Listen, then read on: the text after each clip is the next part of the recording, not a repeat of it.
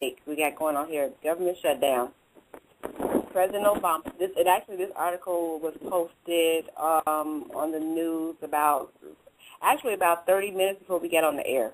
Okay, President Obama met with Republican and Democratic leaders in Congress on Wednesday to try to break a budget deadlock that has shut wide swaths of the federal government, but there was no breakthrough, and both sides blamed each other. Of course.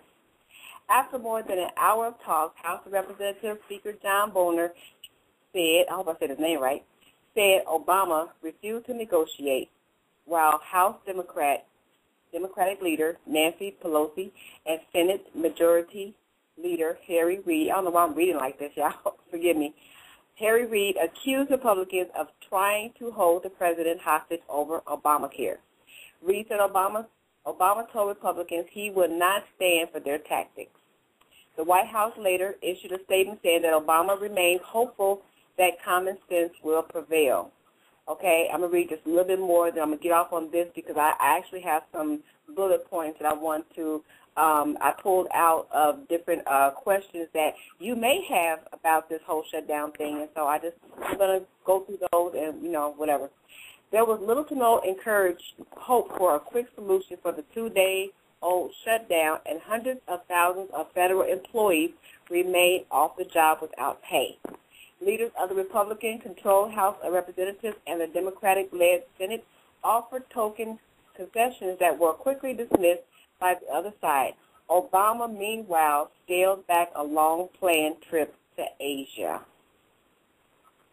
Oh, wow. Yeah, he's going on vacation. To add to that story, well, let me finish this off at the end here. It says a short-term shutdown will slow U.S. economic growth by about 0.2 percentage points, Goldman Sachs said on Wednesday, but a weeks-long disruption could weigh more heavily, 0.4 percentage points, as furloughed workers scaled back personal spending. And furlough, F-U-R-L-O-U-G-H-E-D, means leave without absence, in this sense. It means a few things, but that's what it means in this sense. The last shutdown in 1995 and 96 cost taxpayers $1.4 billion, according to congressional researchers. Now, what I want to do with that, I want to add this other story about those who work for the federal and who have been, you want to call it laid off or furloughed or whatever you want to call it. This story is about them. The federal employees who can't work due to a government shutdown that began October the 1st are applying for unemployment benefits in droves. State offices in the Mid-Atlantic region, where much of the federal workforce is located, reported an immediate surge in applications. It's just one consequence of a shutdown that's also rendered federal websites inoperable and caused some state departments to furlough employees whose jobs are partly dependent on federal funds. Between 7 a.m. and 1 p.m. on the first day of the shutdown, Maryland's Department of Labor Licensing and Regulation received roughly 4,000 applications, according to, what's his child name? Maureen O'Connor, an agency spokeswoman. That's more federal claims applications than the department usually receives in an entire year. The federal government has not released an official estimate on the total number of workers being furloughed, but shutdown plans from different agencies suggest it could be higher than 818,000 employees. Okay, and we were talking earlier, and a lot of these employees are around the they're from the White House, so they live in the areas over there. They're living in what we call the Chocolate City. And so my question is, how many of those that are being hit with this trying to get unemployment are melanated people? That's my question. And also, and it goes on to say, I'm not going to read it all, but I'm going to tell you what I have read earlier, that if they do give them these, they do award them with unemployment compensation, soon as this whole shutdown thing is over, they have to pay the money back. So when they get their money from work, they have to reimburse the unemployment office for this money that they are trying to get. So, okay. So that's that. I wanted to tell you all about that because that's a lot of people who are out of work at this point. And I think Dr. Yaffa, that was you telling me that they didn't get paid for the 2 weeks ago. I mean, before this whole thing came about, they didn't get their check. Was that you that told me, or was that KJ? I can't remember. Yeah, one of my listeners, Miss Antoinette, and Miss Antoinette has a tendency to keep me posted about a lot of things. And okay. Around in September, a vast majority of the federal employees, not all of them, but a great number of them, did not get paid. And it was like, oh, we're sorry, it was some kind of accident or oversight. I knew then that it was going to be a problem because whatever they were talking about in October, I said, whatever is going on is going to have something to do with them, and them not getting paid was a part of the test or whatever it was for whatever is going on in October. There were so many different things that were being brought to my attention about the October surprise and what was going to happen in October. It's like I'm being hit with this is going to happen in October, and this is going to happen in October, and this is going to happen in October, and this is going to happen in October. And they're doing this and prepared for this, and Homeland Security this, and foreign troops this, all for October. And I'm like, whoa, something's getting ready to pop in October. Part of why Obama left, but I guess he don't want to be here. He doesn't want to be here. It's not that he's the problem. Even the Senate is not the problem. Everything has been approved by Obama and approved by the Senate. It is the House of Representatives that are being a problem. And it's like I tell my listeners all the time, these people are so busy being white, they can't see past their ass. It's like, you want to play your goddamn so-called white games, and you're destroying everybody while you're playing your games and trying to be a color.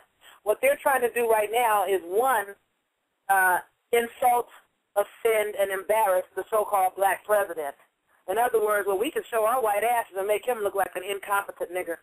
And if at the end of the day, if they're going to destroy the United States, and they've been trying to do it for a long time, and I think they've finally gotten set up to do so, they have to do it on Obama's watch. They have to do it on the watch of a so-called black president, so they can say, you see, you put a nigger in office, and he lost the whole country and destroyed it all, so that a bunch of so-called white folks that have no intellectual eye of discernment can get on some, well, we're going to start just killing niggers because we're mad at this nigger president.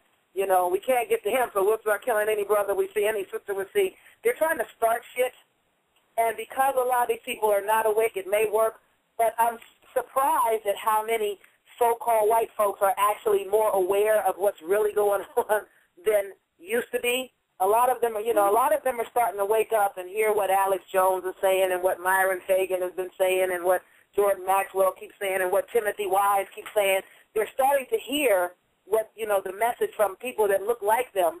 It's like, y'all keep looking at these niggas, they aren't your problem. People are holding them up as your scapegoat.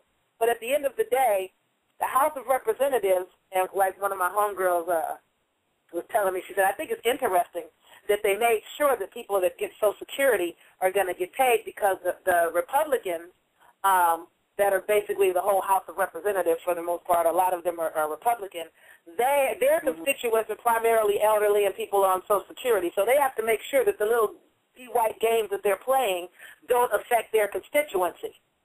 That's why they're still paying out on Social Security. But it could also be a turn. You know how you take the faucet and you turn it down a little at a time, or you get in a bathtub and you turn the hot water up a little at a time so you don't realize that it's getting hot.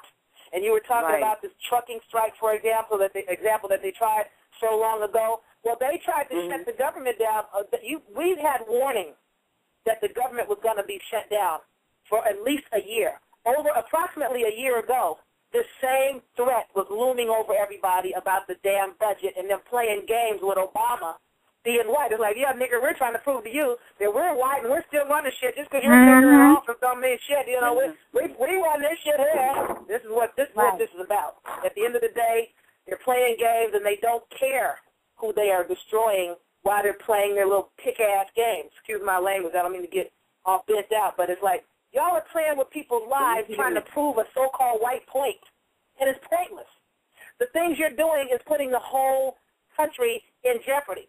And a lot of the people that are playing these games are people that work for the people that have always tried to destroy the United States, and they're on the verge of doing so. A lot of people, and I hope I don't get booted off when I say this, a lot of people are not aware that there are sleeper cells in this country, strategically placed, and let me take that back, on this continent, strategically placed in Canada, the United States, Mexico, and further south of the border. They are strategically placed to topple and overthrow the whole of the American continent, because there are a people that want America for their homeland.